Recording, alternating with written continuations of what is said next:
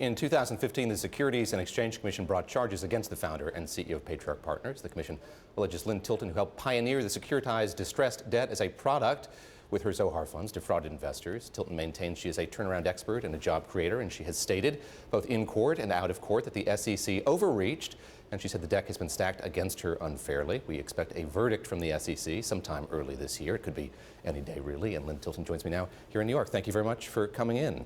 My pleasure. Let's get to all of that in a moment, but you were here very graciously listening to what the president had to say, patiently waiting as that speech was delivered.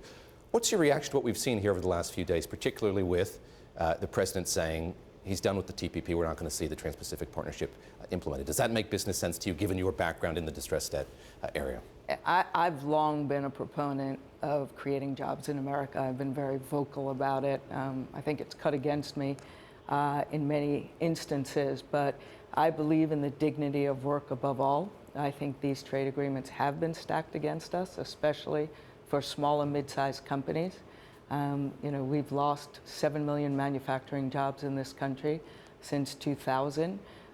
There are many people who are left behind. That's why Trump is president, because people got tired of hearing that it would eventually trickle down to them. He's saying the hour of justice for the American worker has arrived. How much time are you prepared to give him to make good with those workers who have lost their jobs in manufacturing? He's promised to bring jobs back, bring manufacturing back to the U.S. How quickly could that happen, do you think? I actually think it could happen rather quickly. I think what he's doing with the large companies and inspiring them to build facilities here, we haven't done a lot of that, and there is a whole new world of smart manufacturing. We can build our manufacturing plants for today using artificial intelligence and robotics and sensors and chips. We can retool and reschool America for the future. We've lost a lot of jobs to China and Mexico, and I think that we can incent people to build here by removing regulation, by having industrial policy. And I think if we put people back to work in this country, we will bridge the divide between Main Street and Wall Street. You yourself have a lot of irons in the fire here. There is the SEC case, there's the 10th Circuit and the 2nd Circuit. We're talking about Denver and Delaware and New York as well. How do you keep it all straight? And sort of when you prioritize what's most important for you and your future and your business's future, which of those cases is most important? Well, I think the most important thing for me is to focus on the companies I own, and I'm just back from 5 weeks on the road running my companies.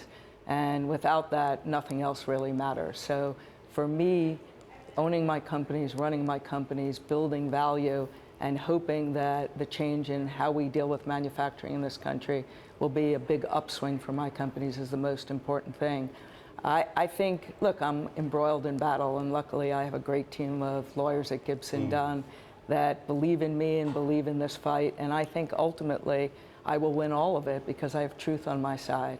I think all the good faith I've operated with over the years has made me look weak to some people, but I think that in an Article 3 court with an Article 3 judge, I'm going to have a chance to prove, have the due process protections of depositions and discovery and prove that truth. So it's a wait out game, and most people lose because they give up. Most people get tired of the battle, get tired of the legal fees, but I have more than 60 companies and almost 100,000 employees, and that's why I get out and I fight every day. And ultimately, I believe that I will be vindicated on all fronts with the SEC. I think the ALJ will probably rule in our favor. The SEC's case collapsed in court. They showed up with 3 witnesses after interviewing 70. It was almost 7 years they investigated me, and even their own witnesses, admitted that that everything had been disclosed to them, and I had the ability to amend my contract. It was never a fraud case. It was a contract case. Is there some inherent messiness here? You don't control these funds anymore, but you do sit on and control these companies. How do you navigate that? Well, I own the funds. They keep forgetting that I own the funds, that I put more than $125 million of equity in the funds. So MBIA and A&M like to ignore that fact, but I assure you that my rights are there and that I will be asserting those rights. But I do own the companies. I paid for the company's equity. I've paid hundreds of millions of taxes for those companies over the year, and I have the right to be on the board and control those companies. Now, there are loans on some of those companies to the funds, and those loans will get paid back. But MBIA, and we've been battling back since 2006. This is nothing new. They sued me in 2009 for $180 million, and I won on every claim back then, and I expect to do that again. But this is literally frivolous and vexatious and forum shopping. They just sued me in New York for what I'd already sued them in Delaware, to have a declaratory judgment that I own this equity.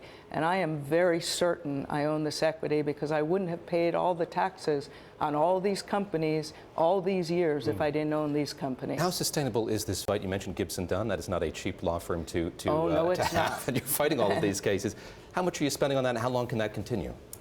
I've spent a lot of money, and I expect that I'll spend a lot more. But my companies are worth billions of dollars. And where in the alternative, I had been willing to give some of that upside to the funds, now they seem to want to fight me for winner takes all.